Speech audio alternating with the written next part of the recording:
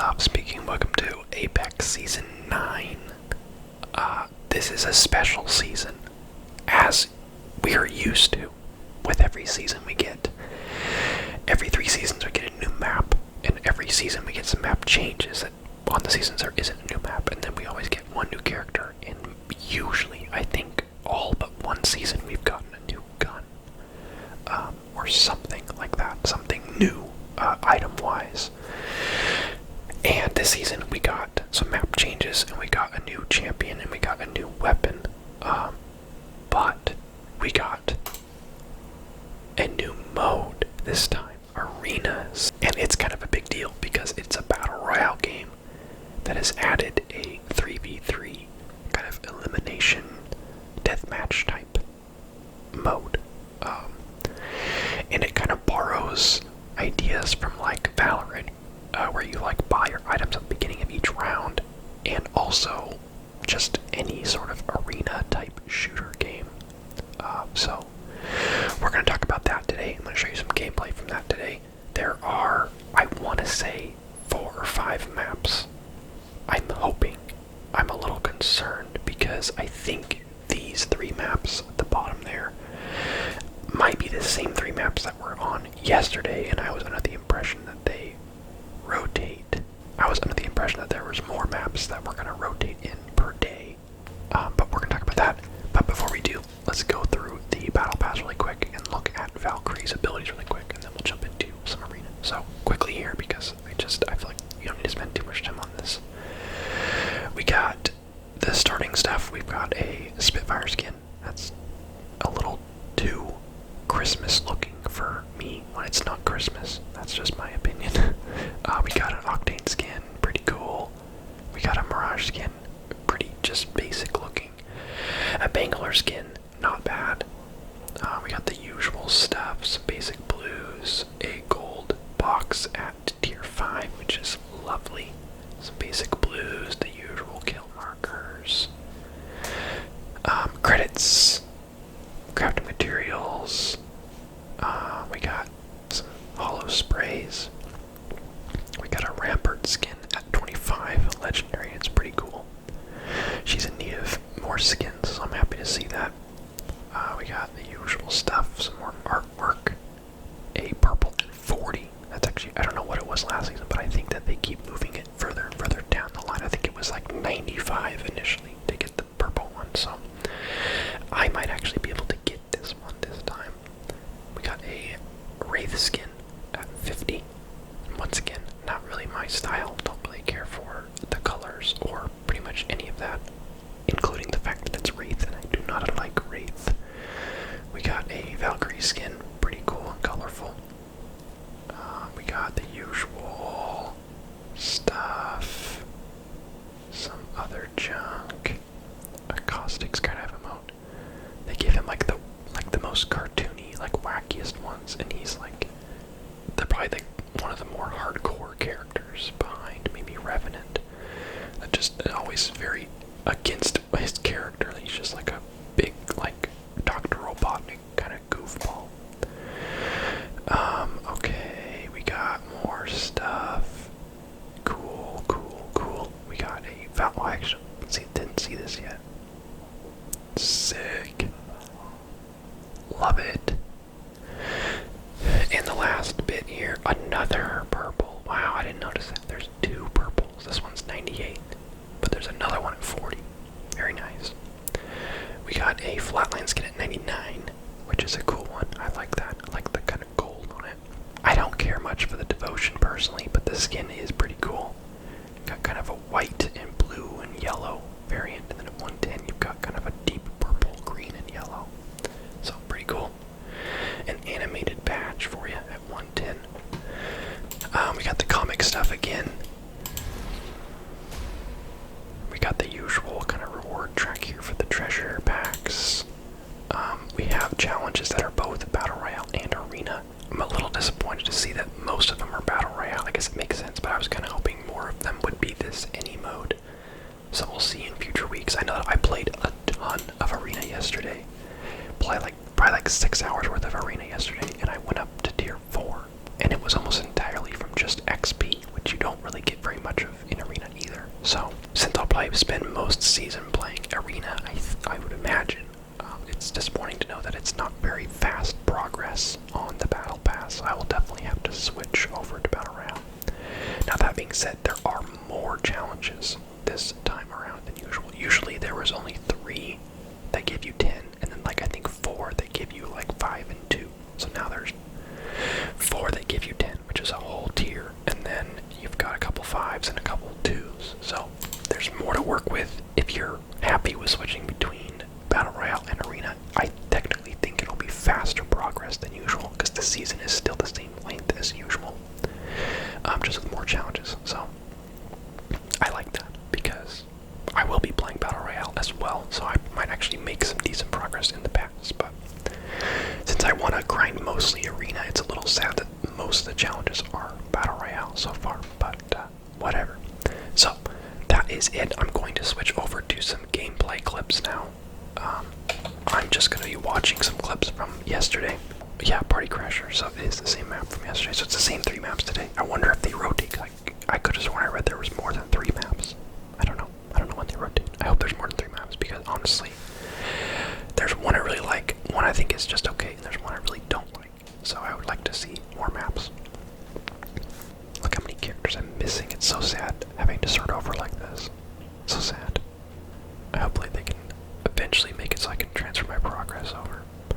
It's dumb that I was able to transfer my name, and like technically my profile is the same profile, but that you can't bring your items over from console to PC. Also, the kill tracker, that kills marker is for Battle Royale, so it says 0, but I've also played like 20 matches of Arena as Valkyrie, so it says I have 0 kills, but there is an Arena kills tracker. Okay, so here we go. So you get a certain amount of credits each match, and each round, each round you get slightly more credits than the time before. So the first round you get the 550. I usually buy Havoc for 350, and then if I'm Valkyrie, I'll buy an ability for another 200, which spends all of it. And then you can get a P2020 or Mozambique, which are both free as a sidearm. So you see, I didn't purchase one, so it gave me the Mozambique. So it's 3v3. You can revive your teammates. They go knocked. They're not instantly out. And it's the first team to win by 2 points. So there are, I don't know if it's the same on every map, but on this map there are 3 crafting materials things and 2 supply depots, or supply bins, the supply bins have 2 shield batteries, a phoenix kit, and a med kit that you can pick up, and the crafting material things give you 200 for your whole team. Everyone gets 200 of credits towards for the next round, or just into your pool, which you can use next round or not. So I really like that. I think that's a cool function. It kind of makes you have to push. It makes you benefit from being aggressive. Oh yeah, I remember this guy. We could not kill him. He was just jumping all over the place. There we go. Okay, actually that wasn't that bad. Your credits carry over between rounds, but your guns don't. And neither do your consumables, but your abilities do. So you'll see I'm pretty aggressive with buying abilities, like spending all the way down to 0 this round because I bought 2 of my rockets, because I know that won't be a waste. You might as well have them, because then if you don't use them, you still have them for the next round. So it's worth buying what you need, and then whatever you have left over you can put into your abilities, because it won't be a waste, and you can sell them back if you decide you want something else. So always a safe bet is to buy your abilities. Okay, so I'll go over Valkyrie's abilities really quick. She's got, her passive is just being able to fly, and it's useful. It's really useful. I was actually impressed by how long you can fly and how high you can go if you just hold it down. Oh yeah, I got completely scredoodled. They all pushed this side, which is what we were kind of hoping they wouldn't do, so I got killed. Oh well. So she's got her jetpack, which is really fun. You cannot shoot while you're flying, while you're propelling, but once you deactivate it, she does like a little finger guns type thing, and then takes her gun out again, so you have like a second or 2 between using your jetpack and being able to shoot. So you can't like fly up in the air and shoot someone. You have to like fly up in the air, wait, and then by that time you'll be falling, and then you could technically shoot again in the air. But it's more to just get up somewhere and then take your gun out again. So, useful. You can see that Valkyrie tried to push with it, and I guess it kind of worked out, but it shouldn't have.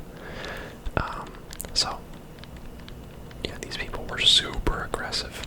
The Wraith was one of those, like, where they spam crouch and shoot you. Once again, I hate Wraiths. They're always hella toxic, and they're always super sweaty, and they're not always that good. I feel like you can beat them without too much effort, but they play the game like their life depends on it, and like there's 10,000 people watching them on Twitch, which, from my experience, no matter how many times they have TTV in their name, they're ever actually streaming, and if they are, they have no one watching them. So, I don't know what it is about Wraiths, but you all need to chill, okay? I know there's good Wraiths out there, but man, there's never been a single character in a game that I've disliked so much because of the type of people it attracts. I don't know what it is. It's like in Overwatch, there's no character where I'm like, oh, everyone that plays blank is such a dirtbag. You know, it's like, sure, like maybe Reaper, but it's like, there's good Reapers too, and it's like, you can just counter him. He's just close quarters anyway. But yeah, I don't know. I'm pretty sure I get killed right here. I can't remember. No, maybe not yet. You can see I like to rush for the meds because it's really useful to have some shield batteries and not have to buy them. Oh, yikes. Here we go. So her rocket ability shoots 12 rockets out in like a rectangle formation. They do 25 damage each, and their splash radius isn't very big, so you typically, even if you shoot it right on someone, you'll typically will only get maybe 1 or 2 rockets that actually hit someone. So, here we go. Scary Wraith battle here. Whew. That spicy shield battery. Those things are, I get myself in trouble a lot trying to pop those, like when someone's pushing me, but if you can pull it off, and they expect you to be low shields and you have a full shield, like that Wraith just did. They thought I was low and over pushed, but I was not low. Oh, but her Valkyrie's rockets are actually pretty good, because what I didn't realize is that it's not really about the damage, it's that it stuns them. That's really what makes it good. It's not for damage, really. You can do a little damage that's nice or whatever, but if you can hit someone with one, it stuns them, slows them for a little while, in addition to whatever damage you do. And that's really what is useful about it. So think of it more like a stun ability, and that's good. It takes a second or two to use, and you obviously can't really move much while you're using it, so you can easily get killed while using it. But if you can manage to use it and hit people with it, then you can land and do some damage to them before their like stun wears off. So it is useful. I absolutely think so. It's funny, the first like match or two I played with the Valkyrie, I was really not impressed. I was like, her jetpack is like garbage. Like everyone just shoots you out of the air and you die. And then her rockets like do garbage damage, and her ult is like cool, but it's also like I'd rather just have like a jump pad, you know, like Octane's jump pad. So I was just kind of not impressed by any of it. But then once you realize, hey, her jetpack is less for pushing and more for just maneuverability or getting out of a situation, or just like throwing someone off by jumping over them. And then her rockets are more for stunning than actual damage. And then her ult is a nice just kind of bonus for repositioning. I think it'll be mostly useful in Battle Royale, which I have not used her in yet. So, yeah, I'm pretty sure I die here. I imagine that I do. It's 2v1 here. Oh. Now it just means, oh yeah, no, I remember. Well, no spoilers, but I'm pretty sure I died to the Wraith. Because the storm pushed in and I was not paying attention to it. That Wraith got me stressing, bro. There's a full-on missed clip there. Did not have my ability ready, so that was a waste. And then stepped into the circle right there. And then I don't know what happened right there, but my rockets like just didn't go. I don't know where they went, but they didn't go. Oh well, I was gonna die anyway. So, yeah, as I played Valkyrie more and kind of got used to when her abilities are good and how to use them more effectively, then I actually really started to like her. Like I said, only in Arena have I played her, so I don't know how all that stuff's going to work in Battle Royale mode, but I think it'll work pretty well for lots of the same reasons. I think her ult will actually be really handy for escaping or pushing or just getting out of, like, when you're pinned down, you can just get your whole team out of there. Good for getting away from the storm, good for getting away from, you know, getting third-partied, whatever. So, useful. For this, my kind of tactic was, since I am very like, look how far up I am and my teammates are still back there, it was useful for me to just kind of run ahead, grab the meds. Usually, I don't know if I do it at all this match, but usually on the other map, Phase Runner, I think is the map's name, I would just portal, fly over, grab the meds, and then fly back to where my team was defending themselves, and just put the meds on the ground so that we could all kind of gather them. It's kind of a good tactic, is just have one person bolt for the meds, and then come back and share them with your team. But it makes a big difference because as you can see, I almost never bought any meds this whole match. I almost always just spent it on guns and abilities to make sure I had the guns and abilities that I wanted. Oh man, I think Wraith was at what, 15 health left right there. I don't know where she went, but I was hoping that I could just pick her off, because as soon as Wraith's dead, her other two teammates were really, like, not that good. So it's all about killing the Wraith, because the Wraith was stressing us all out big time. But yeah, one thing I will say is I wish they gave you a few hundred more credits just across the board each round. You get a little more each game, and you know, picking up the crates gives you bonus, obviously, but it feels like in order to have anything half decent, you have to pick up the credits. And that's kind of the point, but it feels like the first, like, 1 to 3 rounds, you get so few materials that it's like not, I don't know, you get like maybe one good gun. You get like a tier 1 or 2 gun, and then maybe one thing of shield cells or something. So I don't know, I wish they give you just a little bit more so that you actually can, like, use guns that you like and actually have, like, decent sights on them without having to do anything too crazy. Yes, that was a little teabag there. I was getting into this one. Just one teabag. That's my limit. Just one teabag. That's if I really dislike someone for being super sweaty. The whole crouch shooting thing is so annoying. It's like to spam crouch when they shoot you. It's like, bruh, I know it's effective, but I do not like that.